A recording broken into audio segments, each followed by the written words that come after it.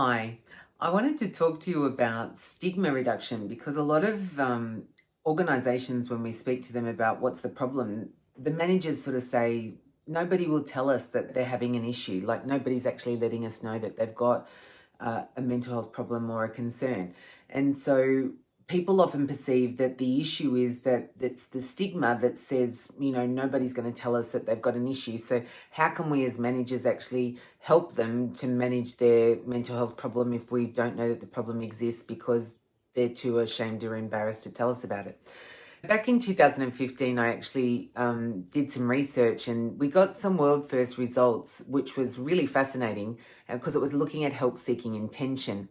And as it turned out, more people were inclined to seek help if they thought that the problem that they might be having that was affecting their mental health could have a biological basis to it.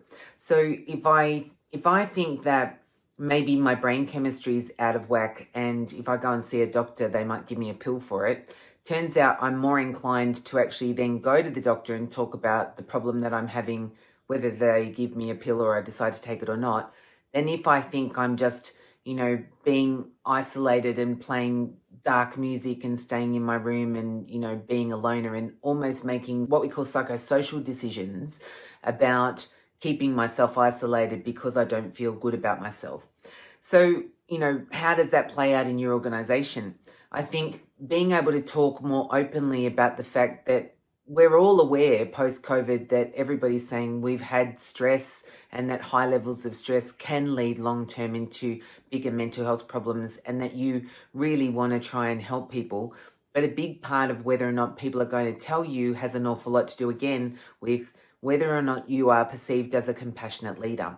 So going back to the stuff that I talk about, how you demonstrate compassionate leadership, when you are demonstrating compassionate leadership, you're more likely to then find that people will tell you what's really going on in their life. And that perception of stigma is often just one that we can hang our hat on, or that's why we don't have an issue. But actually, if we change the way that we communicate with people, you may find that they'll start to let you know when things aren't going so well. I hope that helps.